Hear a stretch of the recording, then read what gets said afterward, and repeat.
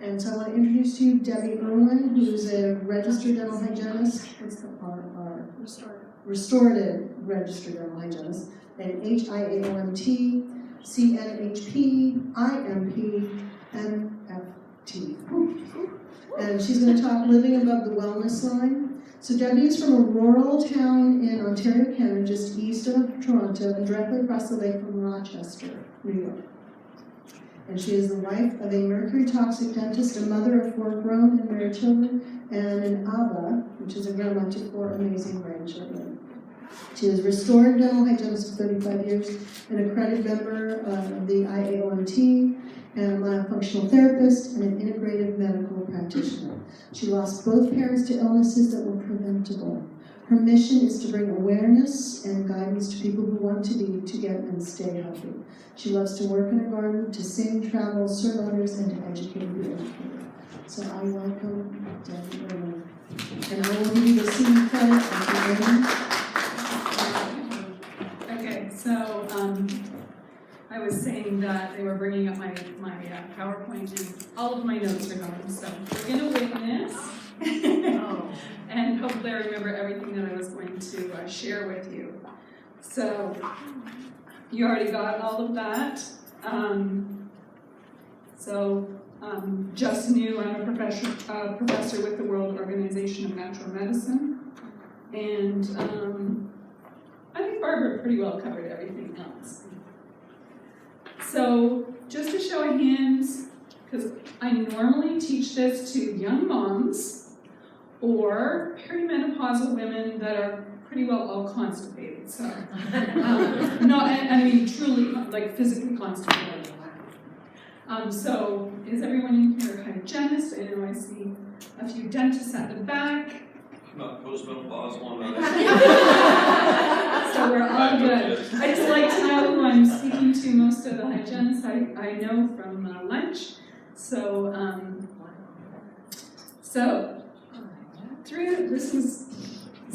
this is my family. And so as Barbara said, my husband is a mercury-toxic dentist. And in 2005, our world was turned upside down. My husband, who you'll see wandering around here, was starting to act very strange. He graduated in 1980 as a dentist, and I went back to school to do my restorative, which meant that I was doing quadrant dentistry.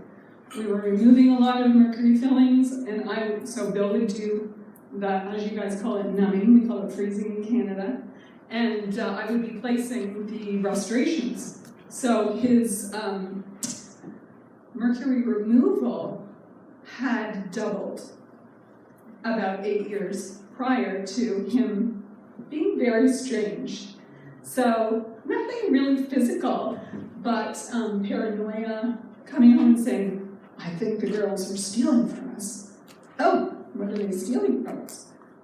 They're stealing toilet paper. These were true conversations, and I was like, okay, we have like a big staff of women. We probably do go through a lot of toilet paper. So things progressed, and I started doing some research online, and we picked up this Life Extension magazine at a health food store that we go to all the time. And in Canada, we have socialized medicine. So you go to the doctor, and they're only allowed to order certain tests, and you don't have a choice.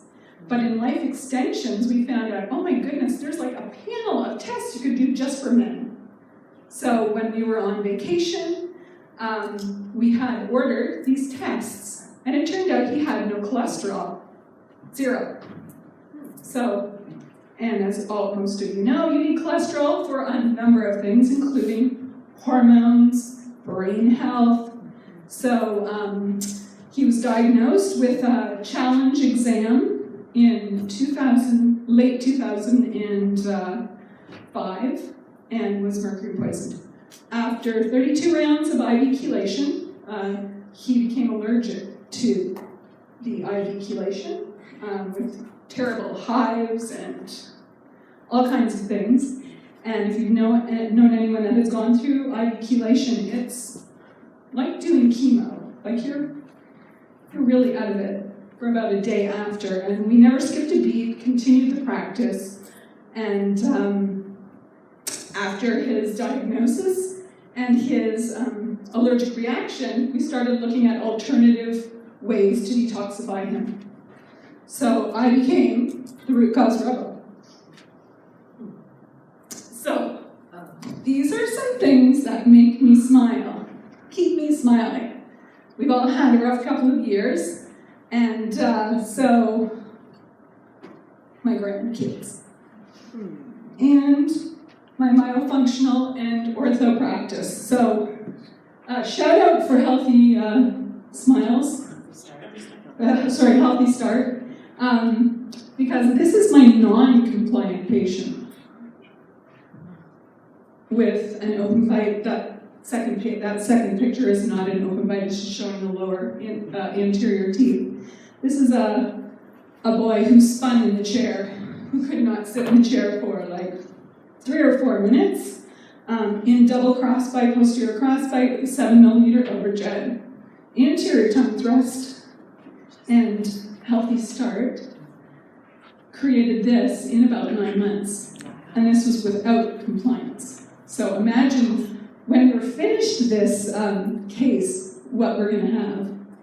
And this is my alternative practice. So I also practice an alternative practice of detox and healing modalities. So I talk a little bit about that at the end.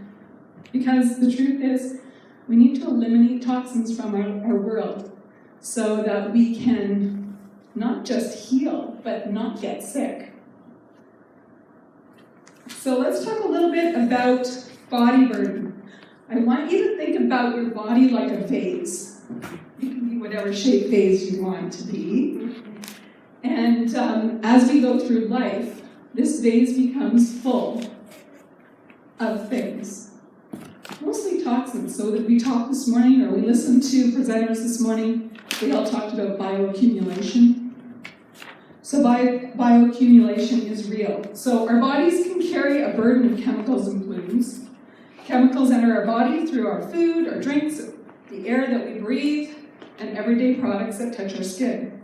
These chemicals may leave your body quickly or very slowly and are stored in body tissues like fat, organs, blood, or bone, creating a body burden. During childbearing years, women naturally detoxify monthly.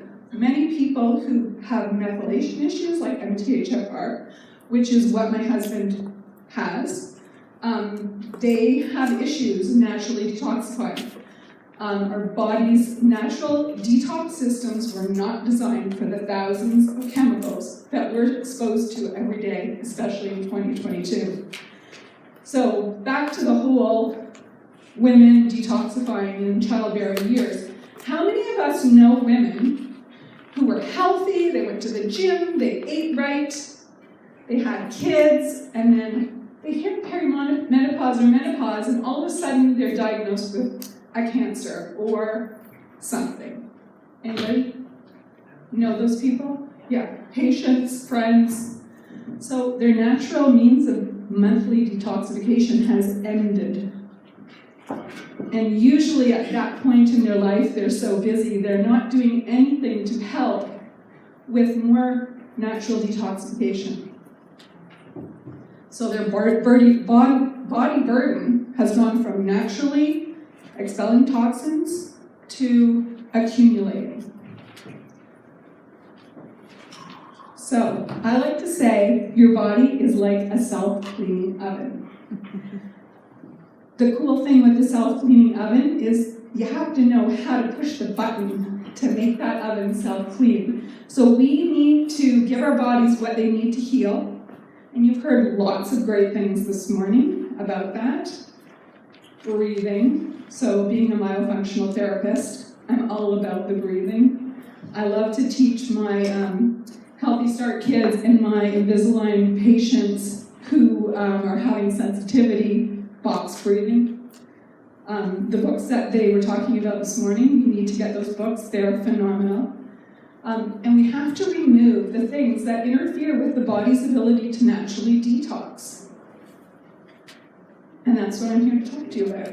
So I want you to take off your dental hat. How many people were at the fundamentals course yesterday? Okay, so in your mind right now, you're thinking about toxins in dentistry. I want you to be able to understand toxins from your everyday world, because these are the ways that we can help our patients. They don't want to know about all the toxins in our dental world, but how can we help those patients understand body burden from what they're doing at home? So before we can talk about that, we need to talk about how the toxins get in. So through the skin, eyes, mouth, so what we put in our mouth, what we put on our skin, and know that when you put something on your skin, within 26 seconds, it can be in your bloodstream. Something you're putting in your mouth is in your bloodstream even faster. And then we have the mouth and nose, the respiratory. And if you don't take anything away from this weekend, get all of your patients and family members to breathe through their nose. I know it's sometimes tough, but there are so many different ways that we can work around that as hygienists, as dentists, as just moms, as dads, breathing through the nose. I know after 2 years, and I don't know how it was in your state, but in Canada, the kids were all masked. They went to school, 4 years old, with a mask on. How many mouth breathers are we seeing in our practice right now? Because tell me that you could breathe through your nose with a mask on all day. So the jaws are growing down and back, they're mouth breathing, and we're seeing it. We're seeing the increase in decay, we're seeing the tongue forward, we're seeing swallow patterns changed, we're seeing no lip seal. So if you've learned nothing else, get the tongue on the roof of your mouth, breathe through your nose. Then we have the digestive system, and we absorb toxins. We absorb all the good things through our digestive system as well, all the nutrients we need to stay well. But we also absorb all of the toxins that we can get through our food. So, I mean, basic understanding, eat organic, look out for the glyphosates. And then there's thoughts and beliefs, because we accumulate toxins, not just physical toxins. We accumulate thoughts and beliefs that can be toxic. So we need to have a practice of spirituality where we're thinking positive, where we're believing the good in everyone. And then, of course, there's frequency. I mean, this has been on the news, if anyone still watches the news, but it's been in the alternative news as well. Frequency. So we have all of these negative frequencies that are bombarding our body and our cells and causing toxic load. But then we have all of the amazing healing frequencies, the Schumann wave. We have scalar wave. We have light therapy. You can see it out front. Infrared therapy, they're out there as well. So there are frequencies that can burden us, and at the same time there are frequencies that can help unload that toxic load. So today, I only have 15 minutes. We could talk all day about toxins, but I've chosen my top 7 toxins that I think as practitioners are really important and that we can have the conversations with our patients and our family members. So fluoride. I don't need to go into detail on fluoride with this group. Everybody knows fluoride is a waste product. We know that it comes from the, it's a byproduct. We know that it's linked to low IQ and bones, fracturing bones, thyroid cancer, neurological issues. We already know that. But I just wanted to touch on that a little bit, because when I get to the fluoride slide, I just want to tell you a little bit about my personal experience with fluoride. Fragrance. So fragrance is a mixture of various unregulated chemicals that don't have to be fully disclosed. This gives companies a chance to hide secret recipes. So the really cool thing you might not know about fragrance is it's a combination of chemicals that never have to be put on a label. And those chemicals have never been tested with each other. They're tested individually, but when you throw them into a pot, how they interact with each other has never been tested.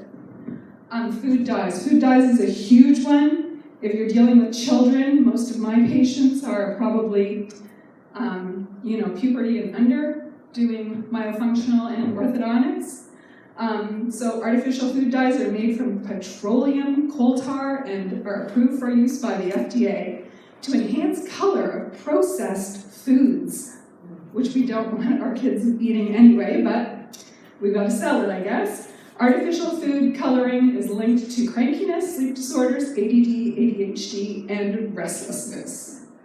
Triclosan. So when I say triclosan, most of you think hand sanitizer, big bottle of hand sanitizer.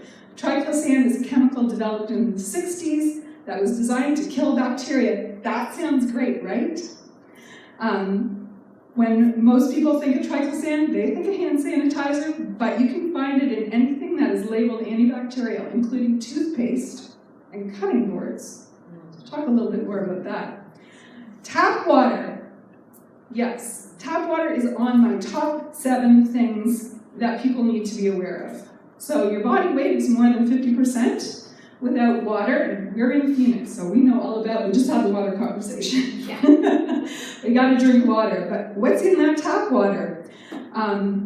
So water is used to maintain a normal body temperature, lubricate your joints, get rid of waste through urination, sweat, and bowel movements. But what's in the water that you're drinking? Is it safe? The EPA hasn't set new standards for drinking water in the last 25 years. But the water contaminants have increased greatly since that time. Propylene glycol. This is one of my big ones. Propylene glycol is a chemical found in personal care products.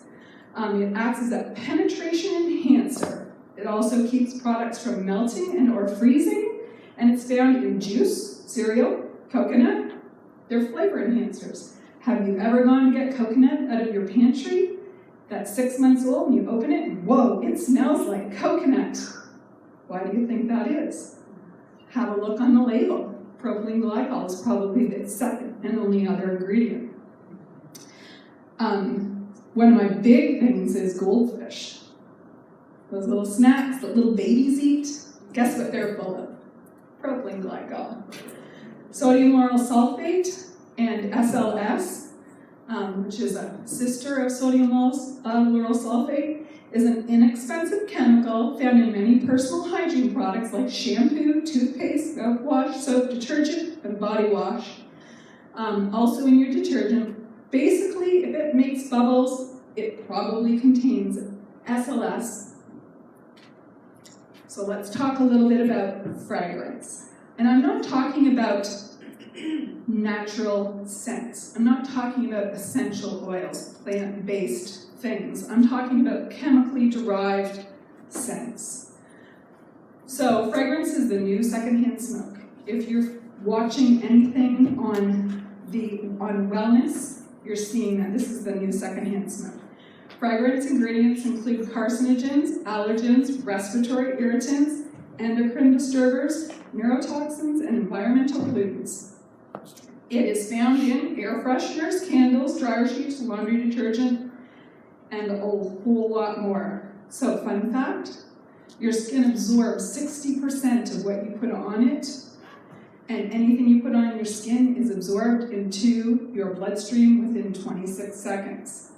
So think about that the next time you put your moisturizer on, or your sunscreen on, or put your hand sanitizer on. And I love when I talk to people about this and they're like, but I'm not wearing any fragrance. But what's in your makeup, your lipstick, your lotion, your deodorant, your dryer sheets, your fabric softener, and all the other stuff. They estimate that the average woman walks out of her home in the morning with over 300 toxins on their skin. So fragrances are synthetic scents. They take a little tiny piece of something that's natural and they make it in a lab. Synthetic scents or fragrances represent unidentified mixtures of ingredients including carcinogens, allergens, respiratory irritants, endocrine disturbers, neurotoxic chemicals, environmental toxins. The artificial scents can be found in all kinds of body care and cosmetic products, as well as your air fresheners, cleaning material, laundry detergents. 95% of shampoos, conditioners, and styling products contain fragrance as an ingredient. Everybody wants to smell good, but there are natural ways to smell good without putting toxic ingredients all over your body and all through your homes. 95% of the chemicals used in synthetic fragrances are derived from the petroleum or crude oil. They include benzene derivatives, which are carcinogenic, aldehydes, toluene, and many other known toxic chemicals that are linked to cancer, birth defects, nervous system disorders, and allergic reactions. A lot of the ladies that I've done this presentation for say, you need to rename this the eye opener. So let's talk about food dyes. Artificial food dyes are responsible for bright colors of candy, sports drinks, and baked goods. They're also used in certain brands of pickles, smoked salmon, salad dressings, as well as medication. Do your research on children's Tylenol and Advil. It's a red color for a reason. Artificial food dye consumption has increased by 500% in the last 50 years. And the children, developing children, are the largest consumers of these food dyes. Claims have been made that artificial dyes cause serious side effects such as hyperactivity in children, we've seen that, as well as cancer and allergies. So I'm not going to read through all of these because you guys have all these slides, and you can find this if you want to follow a really great person on Instagram. It's the Natural Minded Mom with 2 M's at the end. She is amazing. She does these beautiful slides that catch your eye that you can send to a patient or a friend when you're talking about this stuff, and she does all her research. So, a little bit more about food dyes. They're originally made from coal tar. Artificial food dyes now come from an unrefined fuel source, petroleum, or crude oil. They have been approved by the FDA and are used in processed foods. They are the cheaper alternative to natural dyes, like turmeric or beets or beta-carotene, things that don't harm us, that are actually food, but they don't last so long on the shelf. So all the artificial stuffs last forever.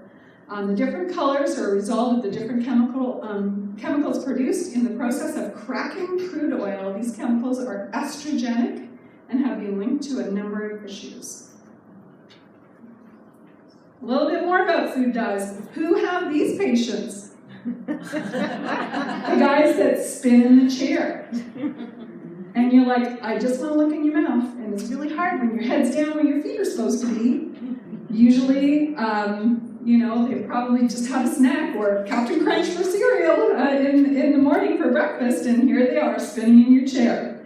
A lot of it's airway too, because once you start working on their airways, things calm down. It's amazing. A small study found that 73% of children with ADHD have shown a decrease in symptoms when artificial food dyes and preservatives were eliminated from their diet. Very cool. That study was done recently. Although not all children sensitive to food dyes have ADHD, and not all children with ADHD are sensitive to food dyes, we are starting to get more information about food dyes and behavior in children with ADHD. So I would challenge you to start looking at your patients' charts and start just questioning a little bit about what's your favorite snack after soccer practice? You're going to find out it's blue Gatorade. And a little bit more about food dyes. Who sees this every day if you work with children? The blue tongue. Blue dyes are directly linked to hyperactivity. We've got blue bubblegum ice cream, we've got blue cereal, we've got blue everything. Is there a connection between food dyes and children's behavior? In April 2021, so this is really recent, a body of evidence from human studies indicated that synthetic food dyes are associated with adverse neurobehavioral outcomes in children, and that children vary in their sensitivities to synthetic food dyes. The study suggests that synthetic food dyes are associated with adverse neurobehavioral effects such as inattentiveness, hyperactivity, and restlessness in children. I didn't even know they made blue pancake syrup. So sugar and blue dye combined together.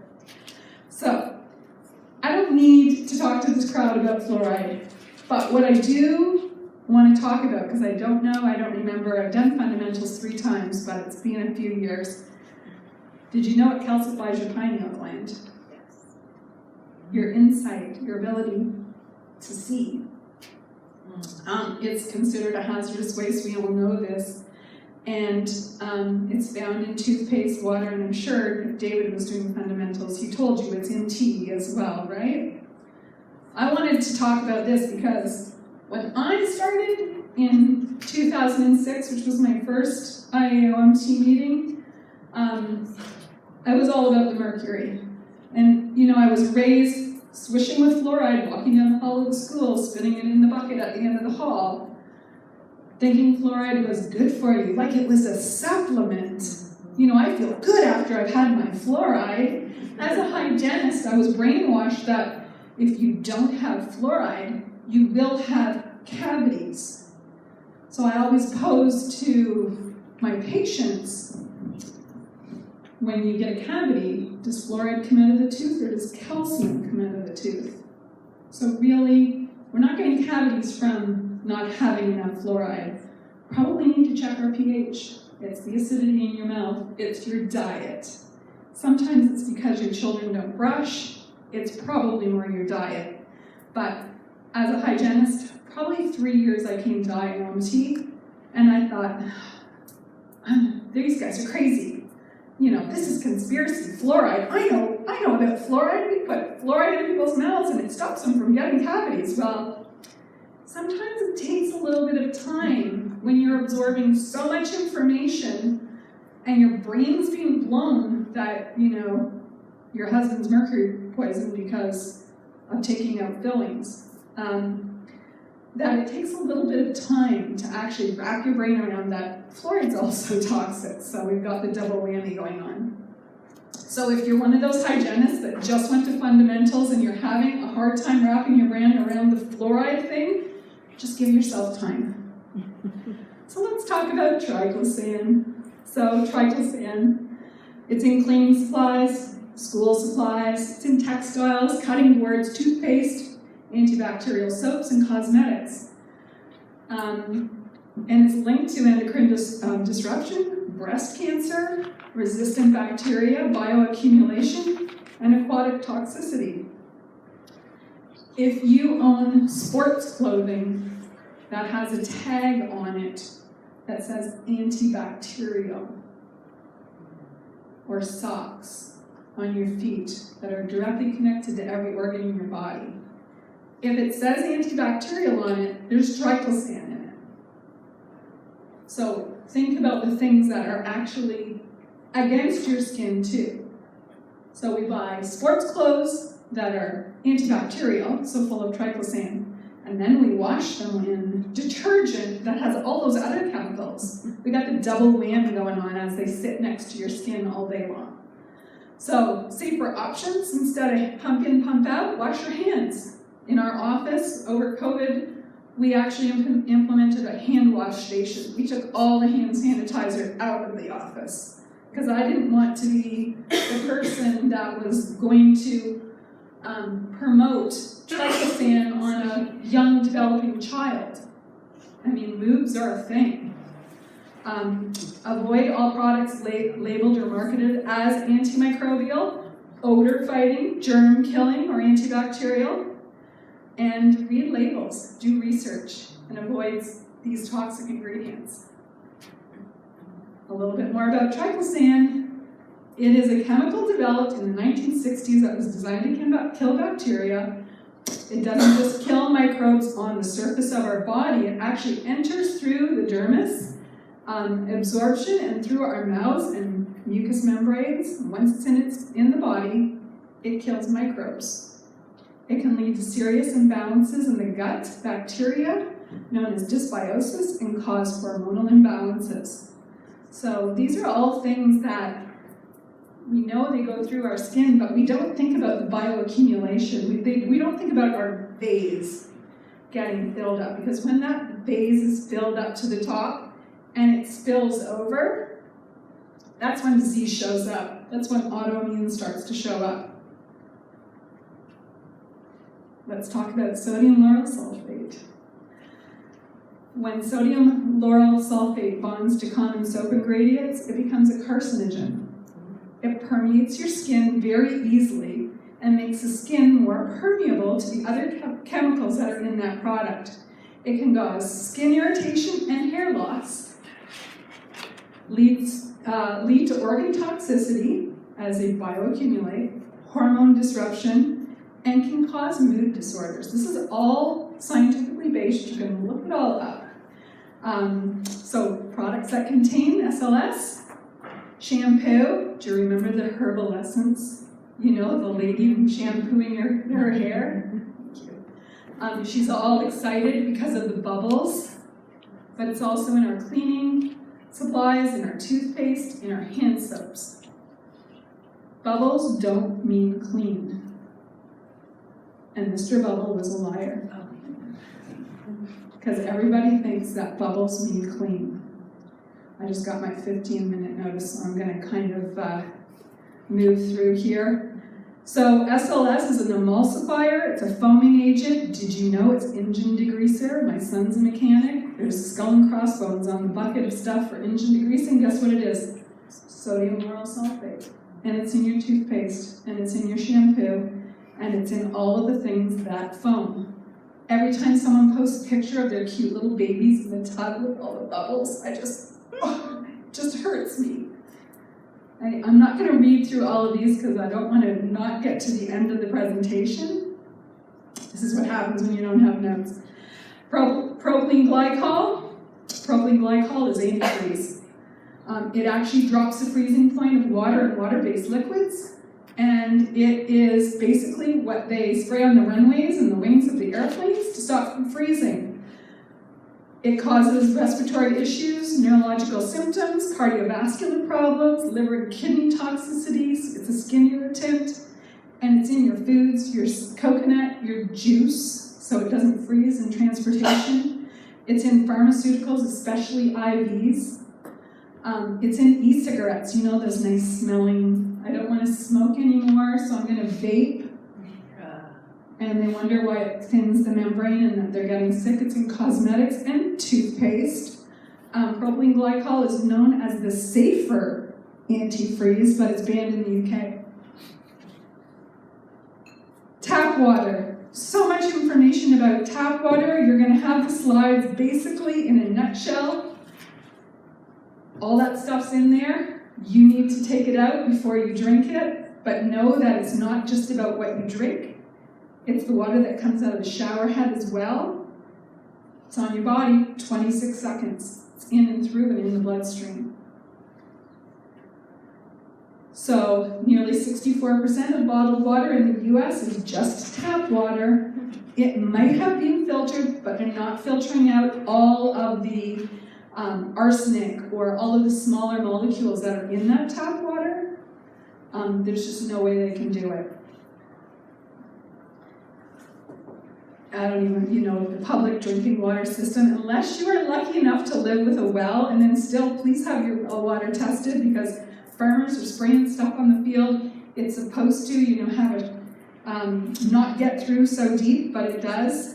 More about tap water. Boiling your water will kill bacteria and parasites in the water, but contaminants such as heavy metals, pharmaceuticals, pesticides, insecticides, and organics and inorganics become more concentrated when you boil it. So if you had a grandmother like mine, you know there's a water warning. Oh, it's okay, just boil the water.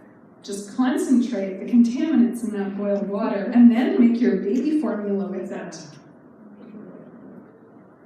We need to educate our patients and our families. There's more than 160 unregulated contaminants that have been found in the public water system. So, here's a product that most of us use multiple times a day that contain 6 of my top 7 toxins. So, if we do nothing else, let's try and educate our patients and our families about the dangers of that stuff. Don't get greenwashed. Read your labels. Just because it says natural on it, sometimes even organic, flip it over and read the ingredients.